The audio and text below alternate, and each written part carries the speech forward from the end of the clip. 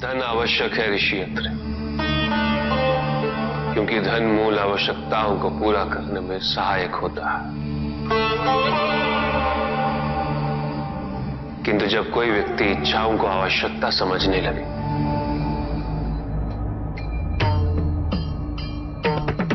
तो धन कितना ही क्यों ना पर्याप्त नहीं होता, क्योंकि इच्छाएं अंतहीन है। इसलिए मनुष्य कभी ना समाप्त होने वाली इच्छाओं की पूर्ति हेतु धन संचय को ही अपने जीवन का लक्ष्य समझ लेता है।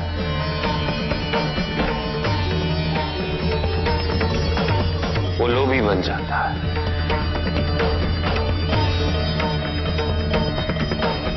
वो भूल जाता है कि उसके जीवन का मुख्य लक्ष्य ईश्वर के समीप आना है।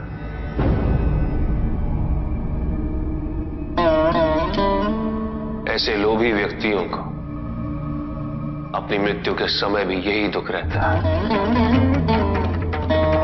कि उन्होंने क्या कुछ नहीं पाया, क्या शेष रह गया। ऐसे समय में वो एक क्षण के लिए भी ईश्वर का स्मरण नहीं करते, अपने जीवन की निरर्थकता और व्यर्थता का बोध नहीं होता।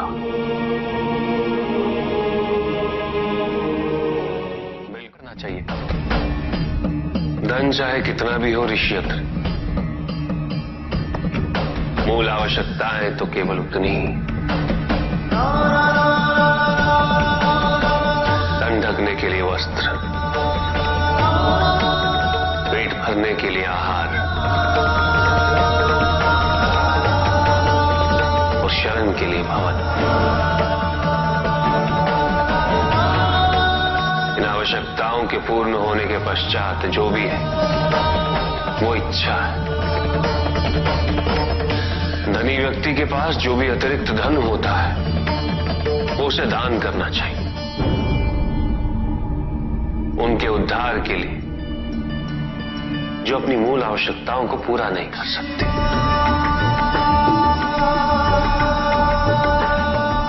ऐसा करने से संसार में समानता होगी, द्वेष नहीं होगा, सद्भावना बनी रहेगी। किंतु कुछ व्यक्ति इस तथ्य को समझ ही नहीं पाते।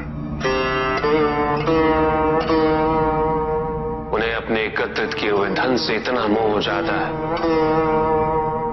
कि वो उसका एक अंश भी किसी और को नहीं देना चाहते।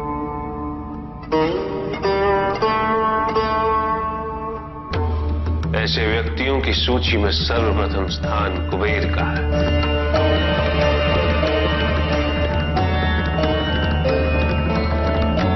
इस संसार में सबसे अधिक धन उन्हीं के।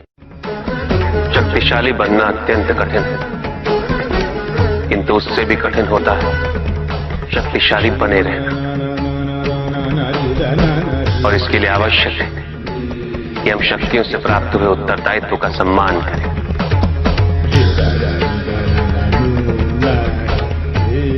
अन्यथा हम स्वयं पर निरंतर खो देते हैं और ये हमारे पतन का कारण बनता है।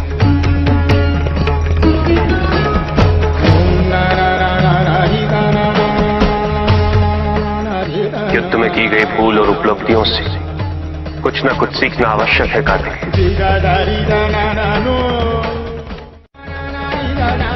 बुराई और अच्छाई के मध्य ये युद्ध निरंतर चलता रहेगा। आज एक अध्याय समाप्त हुआ है, कल दूसरा अध्याय आरंभ होगा।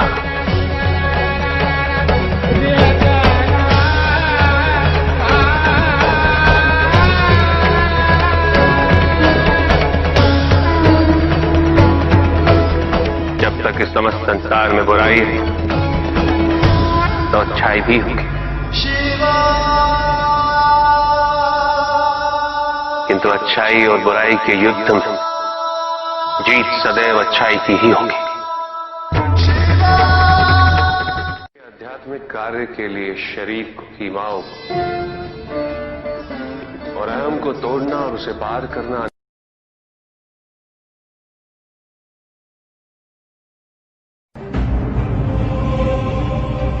मेरा अपराध क्या है प्रभु?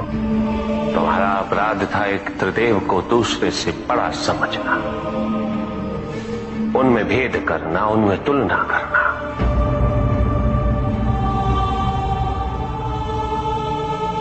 यही थी तुम्हारी भूल। तुम ये समझने में असफल रहे कि त्रिदेव तो एक है, समकक्ष है, कोई भी किसी से बड़ा नहीं और कोई किसी से छोटा नहीं,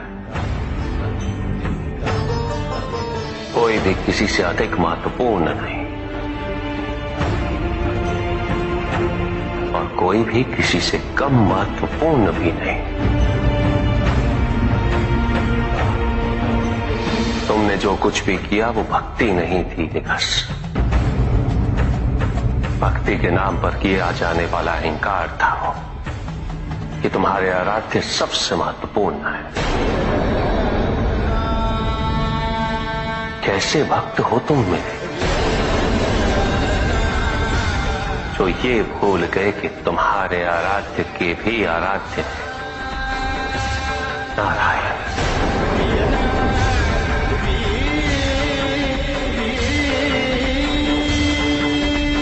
भक्त यदि सच्चा तो उसके पास अपने आराध्य को पाने के अतिरिक्त ये सोचने का समय ही कहां होता है कि उसके आराध्य से महत्वपूर्ण भी कोई है या नहीं।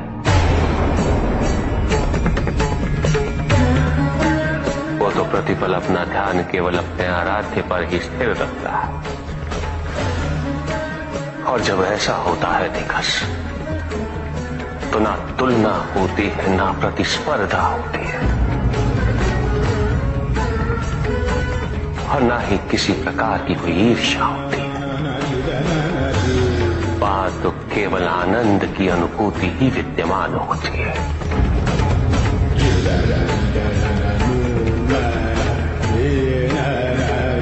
यदि तुम ये सोचते हो कि ये समस्त संसार केवल मुझसे है तो तुम्हें इस संसार के प्रत्येक स्वरूप से प्रेम होना चाहिए था। तुम्हें इसके कण कण में मेरी अनुभूति होनी चाहिए थी। तब भी किसी प्रकार का भेदभाव तुम्हारे मन में उत्पन्न नहीं होता।